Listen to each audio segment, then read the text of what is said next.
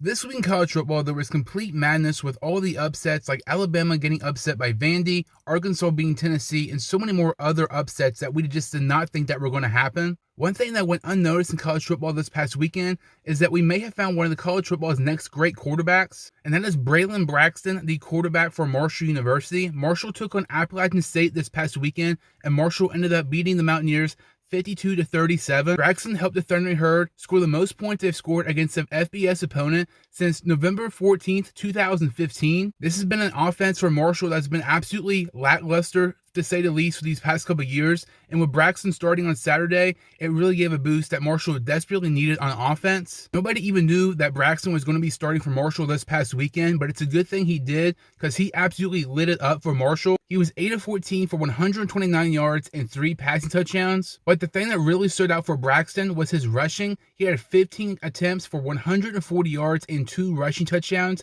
That's the most rushing yards for a Marshall quarterback since Raheem Cato in 2014. Braxton's 5 touchdown performance against Appalachian State even gave him a helmet sticker on College Football Final. Many people expected the transfer quarterback from Tulsa, Braxton, to start for Marshall to begin the season, but that was not the case. They elected to start transfer from North Texas, Stone Earl, instead, but now Marshall has a quarterback competition, and if you're Charles Huff and Marshall, I don't see how you could possibly not start Braxton this weekend against Georgia Southern. Marshall's been known to have some great quarterbacks throughout the years, like Chad Pennington, Byron Leftwich, and Raheem Cato. I don't know if Braylon Braxton will be quite as good as those legendary quarterbacks, but I think he could be the best quarterback Marshall's had since Raheem Cato. That about does it for this video. If you're new to my channel or if you've seen my videos before, make sure to like this video and hit the subscribe button. I would really appreciate it.